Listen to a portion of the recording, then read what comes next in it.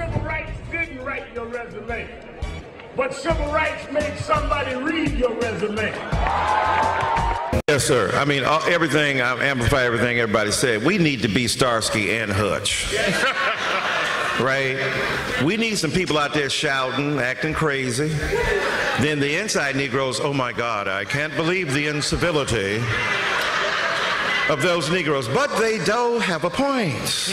And if you don't want them burning this shit down, you should listen to us because we have some asbestos for you. The thing is, we not always understood that, right? Because black intelligence has never impressed white mediocrity. W.E.B. Du Bois thought we can prove to them that we are superior. We can prove to them that we are good Negroes. Martin Luther King Jr. got murdered in a suit. Yes, sir. Yes, sir. Come on. He wasn't dressed down. Come on. With sagging pants. His high intelligence occasioned lethal opposition because nothing is as dangerous as a black person with a brain. Right? So that's why they're trying to ban books. First they told us if you want to hide something from a Negro, put it in a book. They didn't say to us that's because you outlawed literacy. Now you're trying to tell us not to read books. Frederick Douglass said no greater penalty was assigned during enslavement more than black enslaved people oversleeping. All right. Now we woke and you got a problem. The question is, why are white folks somnambulists? Why are they addicted to sleep? Because they don't want us to wake up. Because when we wake up, they are afraid that we might treat them like you done treated us. But that ain't us. Don't nobody love white folk more than Negroes.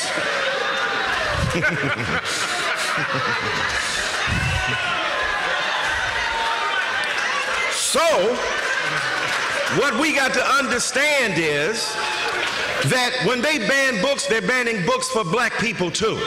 We don't even know our own history. We don't even study our own history.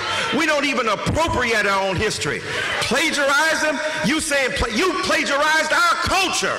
You plagiarized our work, our labor. I bet Sally Hemings wrote the Declaration of Independence. Okay, she didn't. She was 3 years old, but I'm just saying. That's another problem. I don't see nothing wrong. But what's interesting then is that what we have to do is not internalize the lie. James Baldwin said, my father was hurt and grieved because he believed the lie of white supremacy. What you must understand, you come from a great history. You are America. America would be nothing without us. Black history is American history. Black struggle is American struggle. Black intelligence is American intelligence. That's what we got to remind ourselves of. Thanks so much, Dr. Dyson. I want to...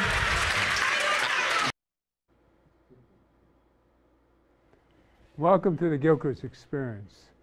That was part of the National Action Network convention at the Sheraton this past weekend.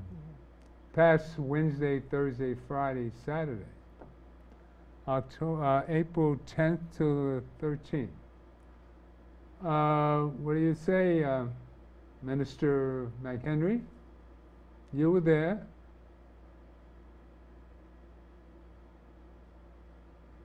We have no so sound. all of the panelists that are here today, the Michael Eric Dyson piece, as I was listening to it explicitly in the audience, was definitely a breath of fresh air as we listen to the media continue to perpetuate the plagiarism of Claudine Gay, not talking about all of the other presidents from other universities that plagiarized and how they took out this campaign, no matter what the media platform was, to talk about this woman and not talk about her excellence, not talk about the fact that she wasn't a DEI hire, but that she actually jumped the rails of excellence and became the president of Harvard University. And the only thing I can think of is that a young man became president of his class at Harvard University and then later became the president of the United States Barack Obama, and so they must be terrified of a black president of Harvard and what she would be able to do if Barack Obama could do what he did, just being the president of a class. As we're listening to this anti-DEI, anti-woke environment that is being carried out by the media, it is dangerous. I was talking to my sister the other day. She has a son that is 5 years old, and I'm saying to her that she grew up with more rights than my nephew as we're putting him through public school. And the argument is that DEI, diversity, equity, inclusion programs, are a privilege that's been given to us, that somehow these programs are, again, of privilege, that they're unfair to whites. And the reality of the conversation is that DEI was a measure put in place and agreed to by whites because of the discrimination that was happening to black folk and people of color. So now they want to reverse everything, especially after the wake of George Floyd and his death, and that whole epidemic of wokeism. So they went after black history, they went after librarians and now they're banning books, and they're coming down the way and they want to get rid of diversity, equity, inclusion programs, which they already have in particular states. They peeled back voting rights. They're just dismantling everything that happened in the 60s. So as I was sitting there listening to Michael Eric Dyson, we've talked about this on the show for weeks now. Currently, National Action Network and myself are on our 15th picket in front of Bill Ackman's office. Bill Ackman and Steve Miller are anti-DEI activists who are billionaires, who are suing all kinds of companies that have DEI programs. And so we have to fight back and make noise. We have to tell the truth. So what's the truth? The truth is that this country, by law, kept us as 3/5 of a person by law. Then once we got out of the slavery, told us, right, there were laws against us reading and writing. So there have been many laws to keep us back. The laws that happened in the 60s weren't the antidote and haven't been the cure, but they were measures put in place to try and help the injustices that happened. What's going on today is that there has been an awakening because of some of us who are learning our history. And James Baldwin put it on this way. He says, the victim who is able to articulate the situation of the victim has ceased to be a victim. He or she has become a threat to society. So America has, we're seeing these right-wing activists feeling threatened the fact that we're able to know our history, speak to our history, and demand from corporations what we need in order for all of us to be on the same playing field. Thank you. Graham? Any Good afternoon. My audio on this end was scattered. Michael Eric Dyson, it's interesting. I first encountered him over, I guess, about 25 years ago. He was a regular speaker, preacher, and lecturer at my old church. We need to understand that nothing has changed but the date on the calendar. My brother worked at Harvard University years ago. And if you speak to a Black or Latino student that went to Harvard, it was no picnic. And I'm not talking about in terms of the academic work, the environment itself. Right.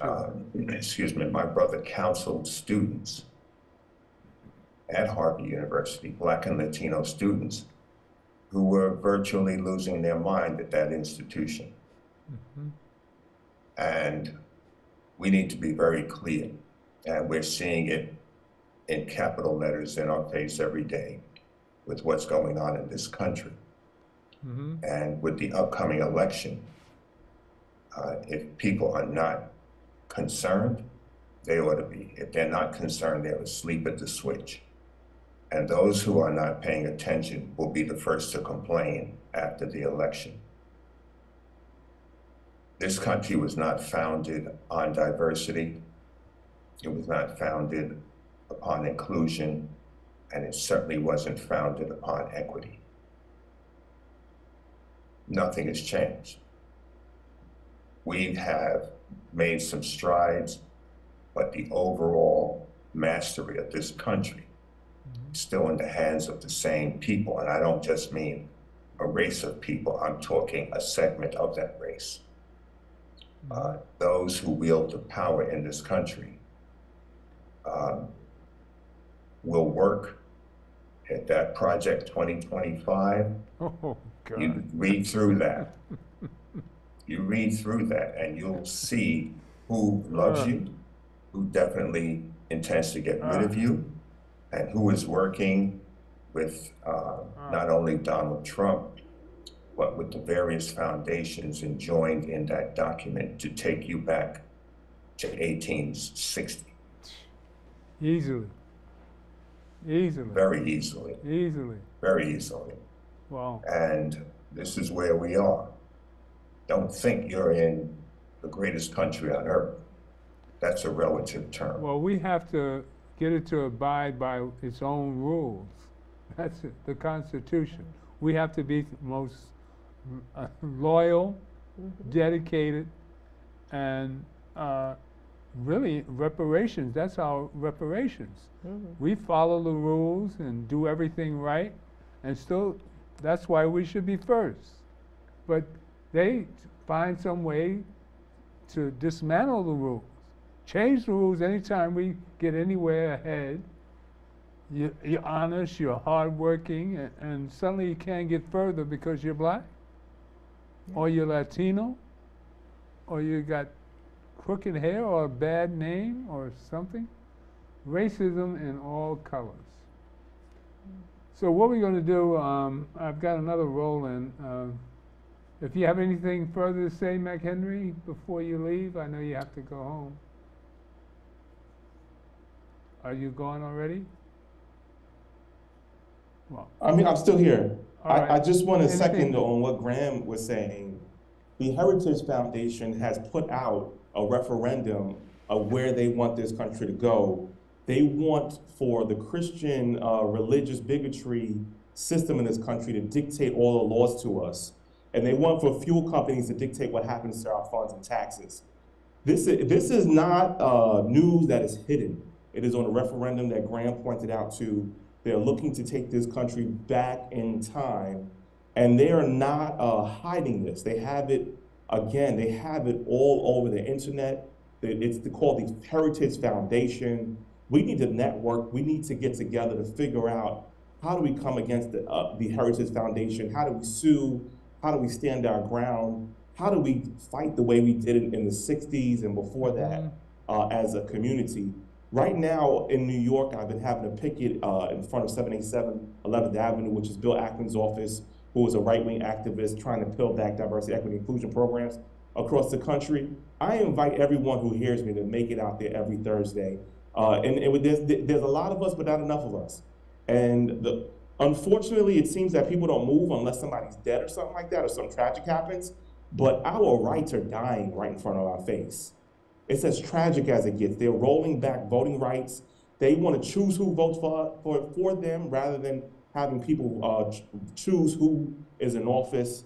We need to take this serious because, right, if Trump gets back in office, the Heritage Foundation and their plan is going to go forward. They are looking to reverse the Constitution. They are looking to remake the Constitution in their image. This is what this is about. We need to get together. We need to organize. We need to fight and continue to do what we do. Thank you. Yeah, you might note the Heritage Foundation chose all the judges that we had during the Trump administration. McConnell and the Heritage Foundation picked all those federal judges and the Supreme Court justices. They go through the screening of the Heritage Foundation. Suddenly we're finding out all the inside scoop. Well, you have to attend the National Action Network Information Center. That's every Saturday at 9 o'clock, 106 West 145th Street. I've been there 27 years, and this is where you get information. This is why the Gilchrist experience exists because I'm a member of the National Action Network. Because that's where you see action. Oh, Reverend Sharpton's the leader. Stay tuned. Well, what I want to bring up is we have a sister here, a family member, Sharon Shalom. And we had an instance where we got to see her son, Yusef, at the, what was it, State of the Black Man. And I have a roll-in of number 2. Let's take a look at Shalom. All right. This time. Yusef.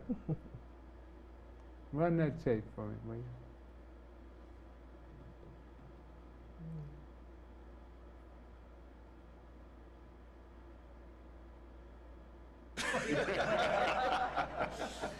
You know, so I did this earlier, and I just read the 13th Amendment. And I read this in prison. I didn't know this existed. I didn't know. 13th Amendment, Section 1.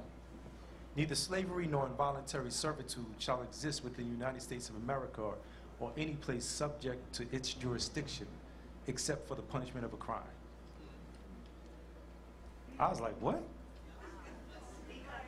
Slavery is alive. I used to say and well, but then an elder said, no, slavery is alive and sick. And then I realized yes sir, when I wrote my first published book, Punching the Air, I put this in the book. And then I read the whole amendment, and I didn't realize that Section 2 told the whole story. Section 2 says Congress shall have the power to enforce this article through appropriate legislation. So politics for me, which is why I always say I'm not a politician. I didn't study political science. I was run over by the spike wheels of justice. Keith Wright, thank God, came down to where I was living at the time and said, Yusef, you are our modern day Nelson Mandela. We need you. And that's why I came back. Because see, New York City for me was the scene of the crime. I didn't want to be around, I could tolerate it for a bit. But when he told me that, and I realized that everything that I had gone through, I had actually grown through for this very reason. So I had to come back with buckets of water. I had to come back to talk to my community about mental health. I had to talk about it from a different perspective because oftentimes, even when we're consuming things that may make us appear to be out of our minds, I was also taught that perhaps the person who's consuming the drugs might believe more than the person who says that they believe in God. Because every time they open their eyes, they're saying to themselves, this can't be life. Take another sip. Take another. The problem is that we're oversaturated in our communities. So the panel I was on earlier, a young man said to me, can you talk about X, Y, and Z? And I said, well, do me a favor. I'm new to politics. Can you break it down in layman's terms? And he did that. Politics is always this big, giant mountain. They do this, what are we looking for services and support? Oh, it's this thing and that thing. Just break it down. Make people understand that what you just said about the vote and how we show up. We think that non-participation is non-participation. Non-participation is participation. Because if you don't stand up for yourself, guess what? Think about the Miranda warnings, right? Anything you say can and will be used against you in a court of law. What you don't say will be used against you in a court of law. And what they will do is Congress shall have the power to enforce this article through the legislation that they put forth. And that legislation will be overwhelmingly meted out in the black and brown community. We will be looked over, we will be forgotten, But you know what the antidote to that is? Knowing the truth. Knowing that you are somebody. Knowing that you have value. Knowing that you have wealth. That inside of you is all of that which is and which could be. So we have to do the knowledge again and realize that we're right now inside of someone else's plan. Where's our plan? We plan for the weekend. If we good about it, we got a 5-year plan. I need us to plan in 50 to 100-year cycles. I want us to project ourselves into the future so that you look at yourself and say, what is my 50-year-old self going to look like at 15?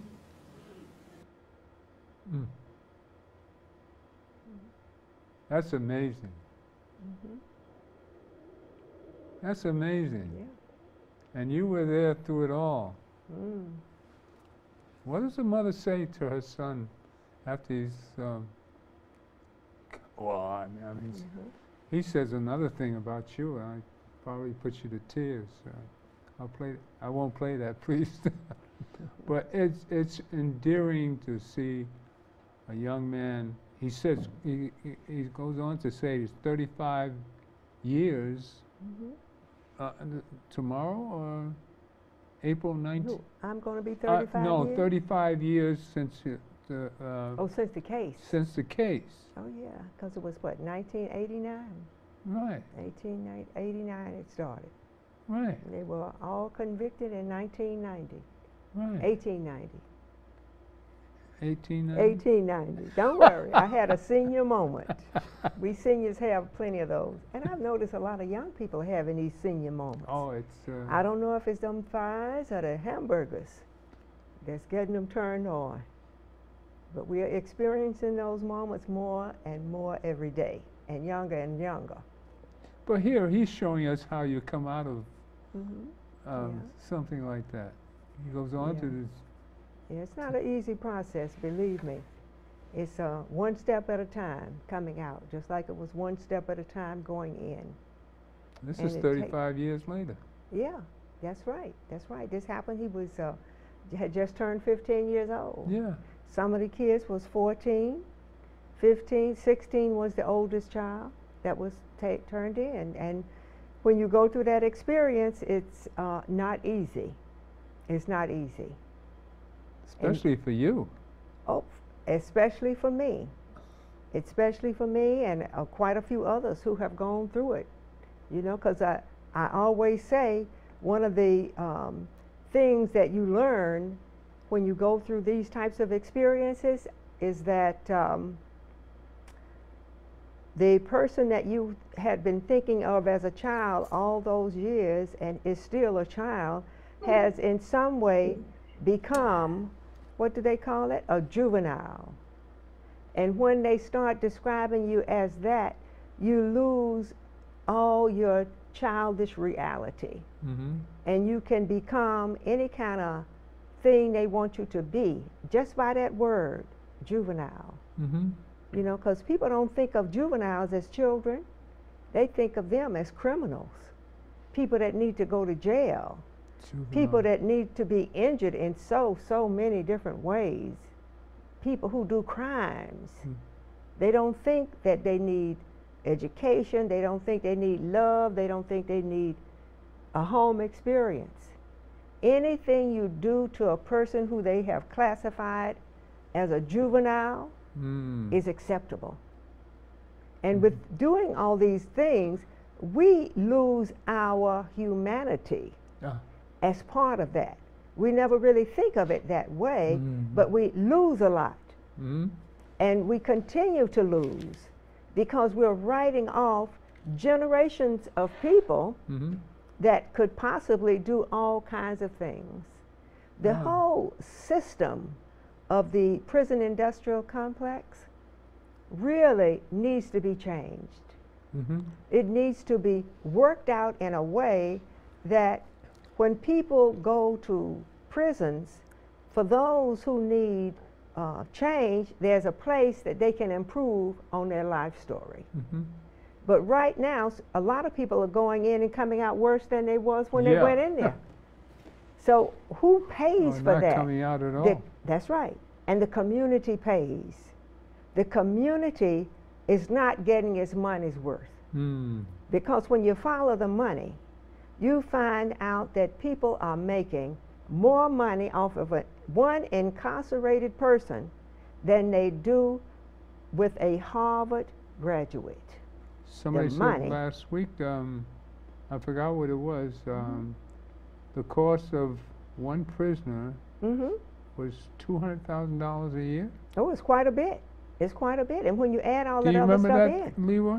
Do you remember the figures on that? We went over that on the last show. The $200,000 a year per prisoner. That's that might be a little. That's one category. Yeah, that's one. That might be a little low. The pain and the suffering. Oh yes. The system is the system. It's not we. Although it wasn't said here in this gathering, the word we. When you hear professionals, Negro professionals talk, they talk about the system, and then they say we're incarcerating, but we're not the ones who are doing it. The we ain't in it. The we ain't in it. I want to make that point because that confuses the person that doesn't understand fully what's going on. Going back to the first roll-in and the point that Dyson made that black people are American intelligence. And a teacher of mine shocked me years ago when he said there would be no public school system in America if it wasn't for black people. Yeah. I said, well, wait a minute, explain that. He said, black people were fighting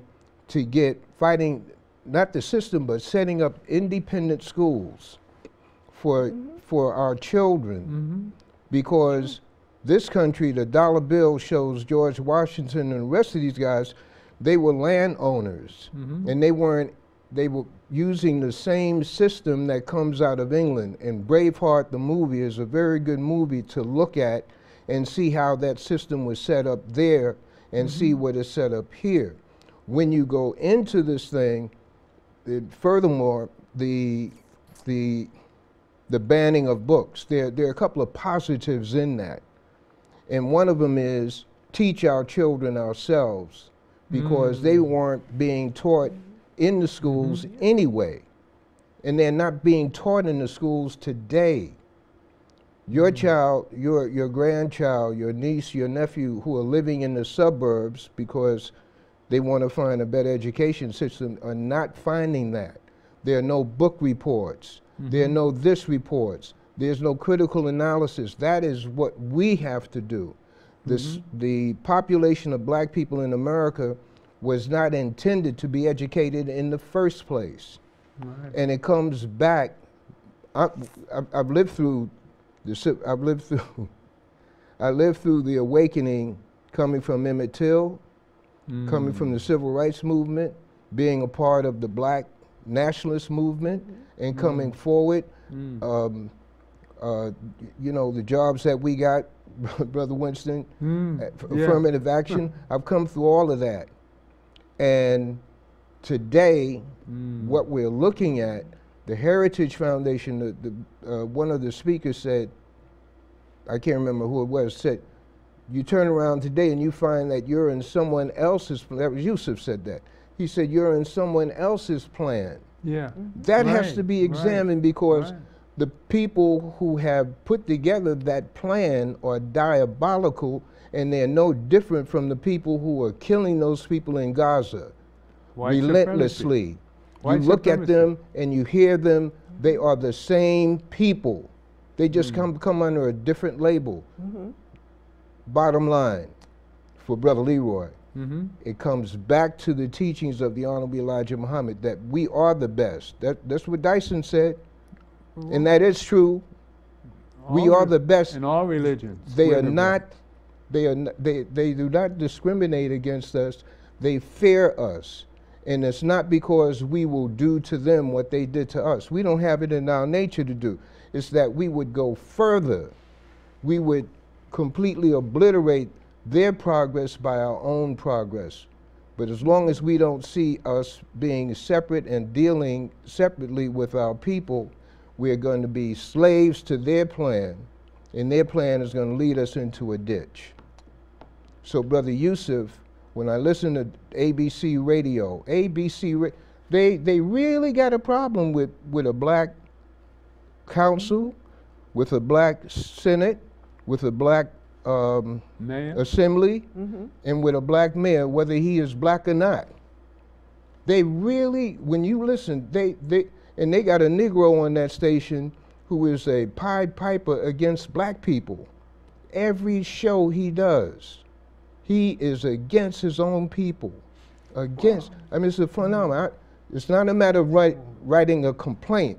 It's a matter of sitting back and listening to a brain that's been mesmerized by white supremacy. Well, you have to understand that white supremacy has a guilt complex. They know they're wrong, but they don't have any other choice. This is survival of the... They can't survive without the white supremacy. They know they're inferior. They know we are superior to them. That's why they don't let us... That's why they don't give us equality. Because every time they give us a fair shot, we rise for the occasion. Because we are the survivors of the fittest. Oh, yeah, you know, Leroy and I will both be 83 next week. Amen. Leroy, the 25th of April, will be 83 years old. I'm telling your age, my brother. Amen. And April 27th, I will be 83. We survived 83 years being born and raised in Harlem. That's an accomplishment. Yeah. That's an really achievement that It I can really be is. proud of. We can sit here and say, hallelujah, God is real. Because the only way I got through this is through God. Now, you get down to it. We are the spiritual people of the planet. I don't know how many times you hear me say that. And when I say the God in me loves the God in you, I mean it. Amen. Because you got a God in you. Now, the devil in me can deal with the devil in you too. But see, that's the human experience. That is so You're true. given a God and a devil, and you choose which way you want to go. So it's up to you, black people, to understand that you're really, and you just be God-fearing, and you have no problems in life. That's right. That's the way you survive. That You have to truly teach is. people to be human. And that is not an easy process, Ooh, to teach people to be human. ooh, Because when you start teaching people and you look at various things that are going on in our environment, you realize that everybody can't be human. that's right. Just like everybody can't be successful. That's right. There is a need for someone to be on the up part of the ladder, and there's a need for some to be on the low part of the ladder. Oh, Graham, I'm sorry. You got to go? No, I'm still here. All right. This whole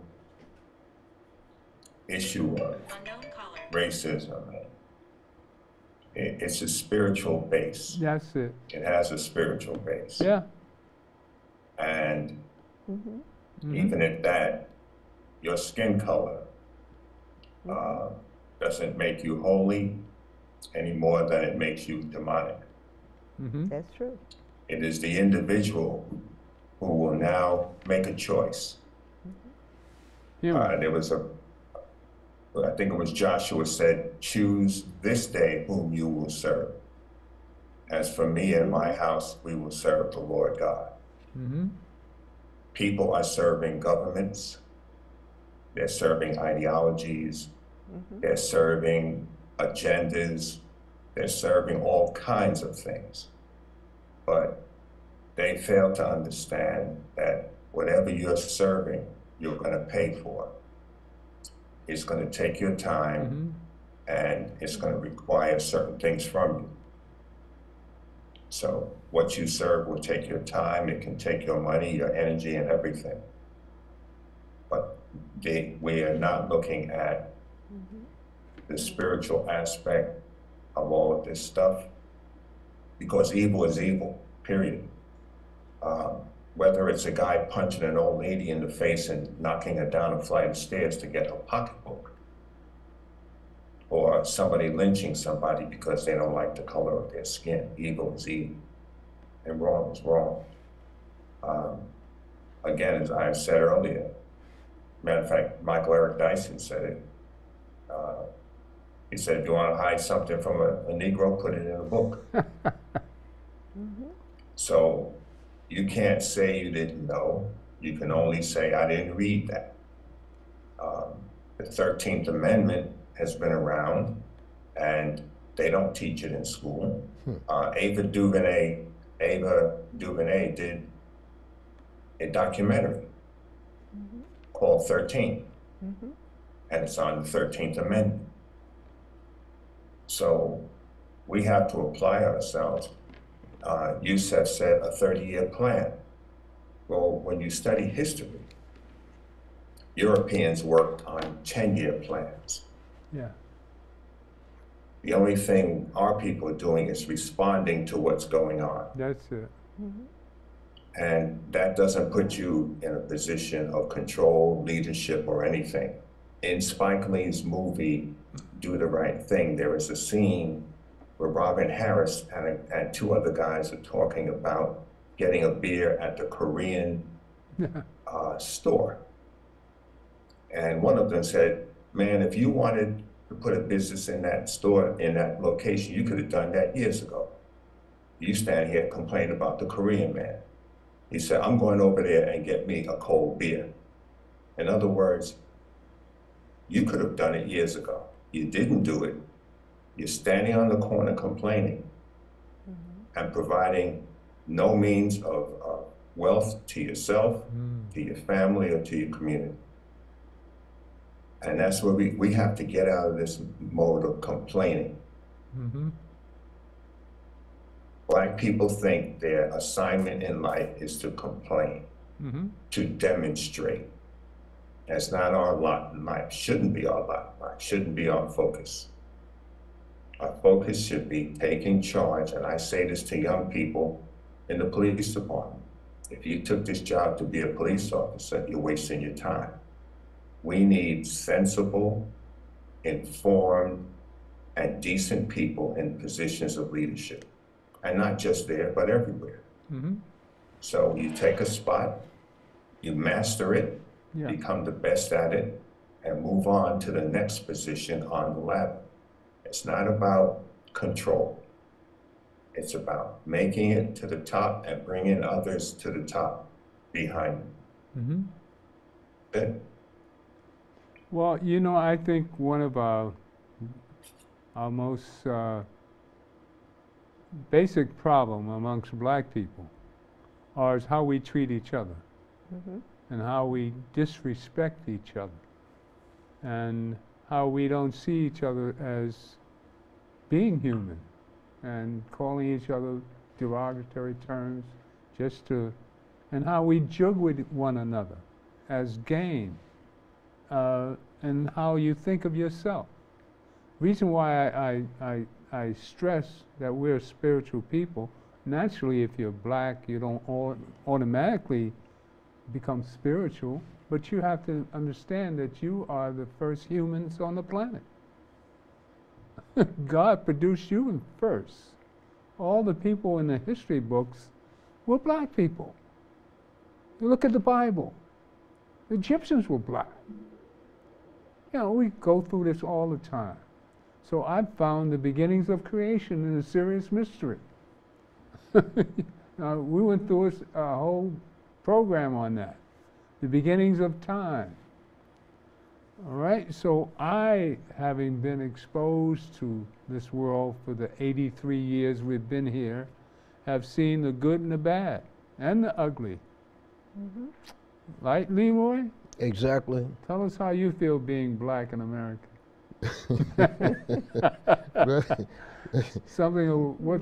We survived 83 years, man, going through this stuff. And when we were coming up, we had no limitations. And that was the 50s. We didn't know We're the anything same about age as Emmett Till. That's right. We were the same age as Emmett Till. Emmett Till was down in Mississippi. And him and I, we couldn't understand how the hell you get in that kind of trouble. You don't know how to deal with white people? Because we were stars and out little hood. And we come right out of Harlem in the 50s. Tell them, Leroy. Going back to Emmett Till, Yeah. the irony, whatever it might be classified as, the woman finally said that he didn't do anything. Emmett Till didn't whistle at her. He said, bye, baby. She said it was a lie. He said, bye, baby, to her. No. His cousin, well, all I know we heard that from is his the cousin. most recent thing, and also I interviewed Emmett Till's mom. Emmett Till's mother said that she taught him whenever he would stutter, because he had a stuttering problem, to whistle. And that's what she said happened with her son. Mm-hmm. But be that as it may, talking about a summary out of the discussions that we've had, we have to do things that begin to build our families, because our families are under attack in this system, utterly. They're under attack from the media, they're under attack from the things that go down in family court, et cetera, et cetera. And Sister Salam knows about the children being taken from families, and the children not in the family not guilty of anything, and then in a year's time the mother winds up, she's alcoholic because she can't get her two children back. That's one case, that whether she's alcoholic or not. I mean, it's just a sad thing. The grandmother's taking care of the child, the NYCHA is not fixing the apartment, and they say that the children that the grandmother has are not living in a safe and clean environment because NYCHA didn't fix and they take the children. This is happening not just in New York, all over. The black family is under attack, and the Urban League came out just before National Action Network had its convention, and they said it would take 180 years for a black family to catch up with a white family. This is what Urban League said. So we have to begin to move concretely, doing something on our family level and our community level. Without foundation money, anything, even if it's just helping the children learn to read and write. Yeah. Well, yeah, that's so true. We might mention People's United For children. for Children. I believe that was an organization you ran, and I it was is. amazed Yeah. at what you did. I was Yeah. it never. I used to get such heartaches from watching that stuff. I wondered how you did what you did. I mean, I could. I wore this white on my head. I said, let me get something to put on my head quick. That's So crazy. it don't come through. Watching Yeah. that stuff is, go to the courtroom and watch what they do.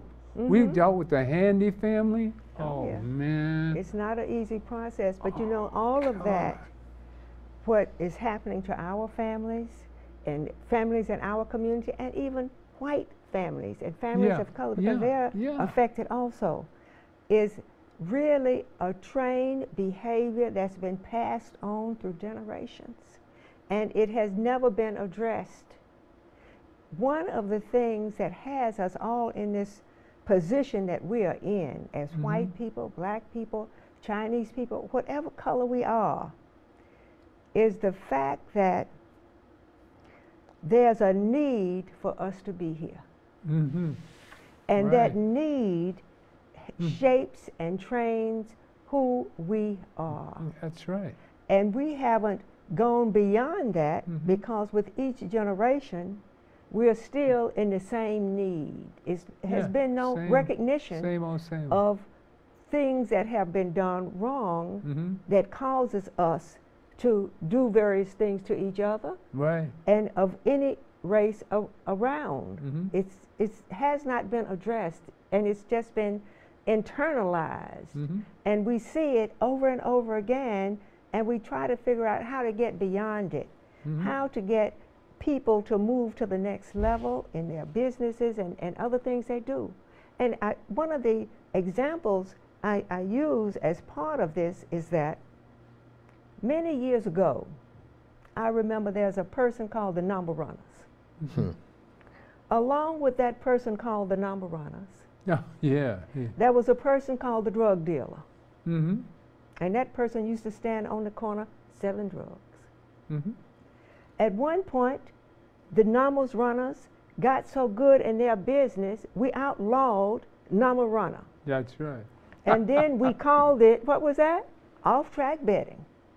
So the government steps in now. That's right. And they become the equivalent of the Number Runners, but it's legalized. So they put that group of people out of business. Take over the good stuff. Now, that with the drug situation, they have trying to push the drug dealers out of business, and now they are going to be selling the drugs. They did the same thing with the alcohol. Remember when they used to sell those prohibition and they had all those people trying to stay away from alcohol and not do this, not do that, not do the other? Now alcohol is legal. But the harm they did to people when it was illegal, all of these things, they put people in jail for not running numbers. They put people in jail for doing drugs. They put people in jail for doing alcohol. But now it's legal. That harm has been done. And to all those people that were there. And it's being passed on. You think we just walked out of slavery when they said we was free and everything just went back to normal? I had someone ask me the other day, and she said, we are still in this slave peace. When they got out of slavery, got out of whatever situation they was in Africa, and South Africa in particular, one of the first things they did was change their names into African names. And she said, well, you all still have the names of your slave owners. I said, well, that's because we don't know what our African names are. This is what was done to us. We don't know. That's why when we go to places like Ancestry and Family Search, we're trying to search to find out who we are. But after those many, many, many years of that process of indoctrination that was forced upon us through slavery, the selling of our husbands, our wives, our children, you know, we searched for those people. Oftentimes you don't hear that we longed to become families again. We picked up children who were less motherless, fatherless, and carried them out with us. We had a place for those. We just couldn't leave people behind. But now we are constantly being, we are constantly under this change of worlds and attacks. Like, remember the time when families were not making much money, black families in particular, white families too. But in the black family, you could make a little money if you got public assistance, but we had to get rid of the husbands. You got to get rid of the fathers. Remember that? You had to get them out of the home. So now your children don't have a father. Your wife don't have a mother. Planned genocide. You know, all of that kind of stuff. You don't have a husband. You don't have the leadership that is there to assist in raising and guiding and doing all that they can do to be alive. It's unfortunate that we've gone through this. But after having gone through this, I do have to say this, and this is also part of our reality. Not one country member has come up and apologized for what was done to us. Not one. Not one day have they offered us reparations, even though the white people got reparations for the slaves that they had paid for. They got repaid. Not once have they offered us this so that we could move forward. You have to demand everything you get here. the problem is, it's true what you're saying, you have to demand what you get, but Fight. for us, we've been redlined, we've been segregated, we've been imprisoned. And we're still here. And we're still here. They can't get rid of us. They Those want to of get us rid of that us, are here but we're still here. are the But survivors. the thing, that's what I tell everybody. That's right. We are an African people. And Look the how- blood of those who Look live what kind of runs strength in it our took. veins. That's why we're Look alive. what kind of strength it took for us to survive. All the Yes. weak ones are gone. That's right. They aren't here. And those are people Uh-huh. that lack self-esteem, Uh-huh. have no pride in who they are. They think they're niggers or low-down people, and that's how you act if that's what you think of yourself. Right, but So we you have to get say- out of we that. have to speak up. We have to get about out of who that. we are. But not too many people are speaking Yeah. up, because the problem is when we are going to be educated, we are also taught that we are who we think we are, nothing. You have to find out Now the we truth go about to yourself. school and we learn all about Europeans, we learn all about Jews, we learn a little bit about the Chinese. We You have know what I'm Dr. saying? Clark. But we don't learn much about us. That's why And we've got now, people like Dr. as Clark. they start moving these books away and away and away and rewriting history, we'll learn less and less unless someone takes a manner.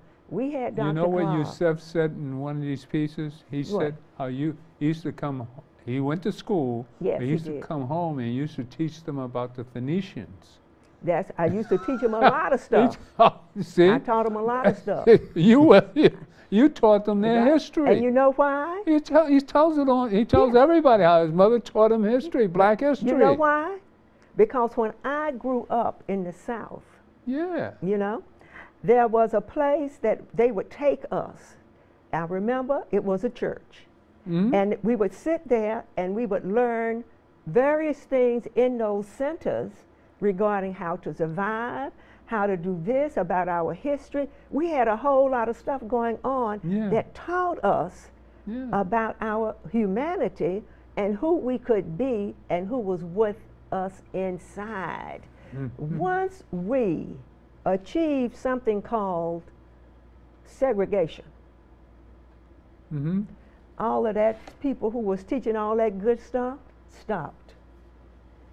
And we started depending on this new way of teaching. All our businesses Mm-hmm. went out and we started running and shopping in a lot of stores where the white people was. Black hotels, they went out of business. Mm-hmm. A lot of that stuff went just because we achieved integration. That's it. And when we got integration, it really wasn't all what it was supposed to be. We really weren't that integrated. We still lived on the segregated side of town. Yeah. We were segregated under a new name, Mm-hmm. redlining. Yeah. That sounds good because it has a nice pretty color to it, Mhm. red. But we were still in the same boat we were in before. We hadn't really achieved what we needed to achieve. And I understood what Yusef was saying about the 100-year plan, but we got to start somewhere. Mm-hmm. Whether it's a 10-year plan, we got to start, and we can't let the plan run out, is what he's Right. probably trying to say. Yeah. We have to have a plan that's continuous so we can continue to improve within the stuff that we're doing. Because when the plan runs out, stuff starts sneaking in you don't want. The next thing you you know, be looking at, and they coming back at you. What hit home to everybody, he Mm-hmm. says, we're good at planning the weekend.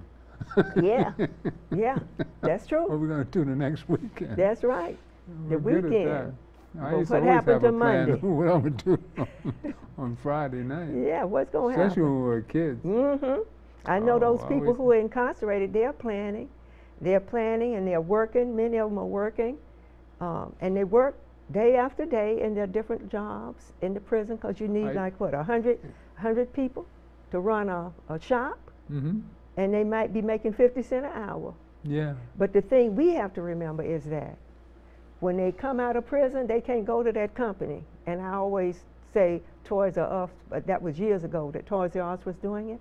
You can't go to the company that you was working in, no matter what it is, when you come out and say, look, I've been working for you for 20 years. Can I get a job? Mm-hmm. I'm out of jail now. Well, I think you deserve an award for something. Mother of the season. Okay, I'll 'Cause, accept it. Thank you. How to raise a black man. Yes. Or Or a black woman.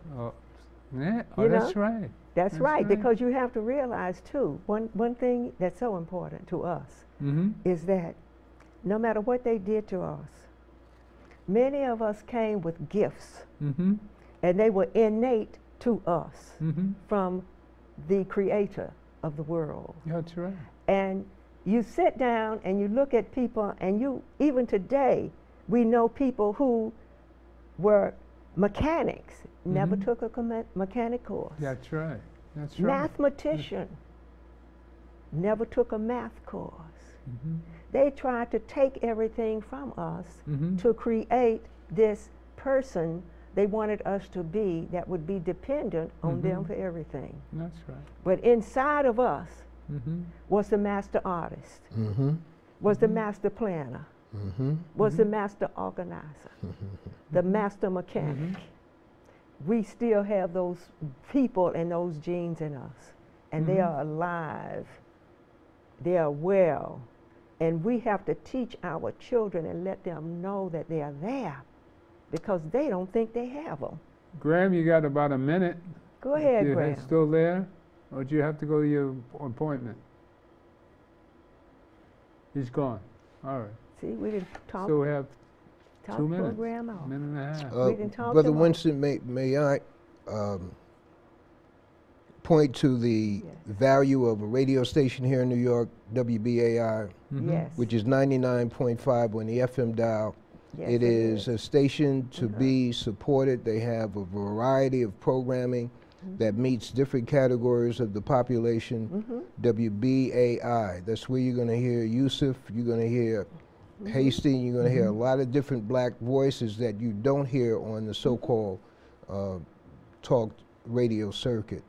WBAI 99.5 on the FM dial. And you're going to hear some white voices, some Asian voices, some island voices. You can find anything you're looking for to look at, listen to, and enjoy and grow. Diversity. That's right. They're diverse. there you go. WBAI, That's you right. got that We right. do it. WBAI. There's one race, the human race. And they are all on WBAI. They're all represented. And stay tuned for we bring you the truth of God. Because without God, you don't That's right. do well. Yeah. You don't live to be a rightful old age. Yeah. And only with God can you exist. God is love. Exactly. Learn to love. Really. It's hard to learn to love because there's so many obstacles in front of you. Oh, yeah. Because you got people that if you love too much, they take advantage of you. All right? Such is life. And with that, it's been a Gilchrist experience. The God in me loves the God in you. And stay tuned for more. Thank you. Thank you. God bless. And thanks for that gift. Yeah, you deserve it. I think of people you know.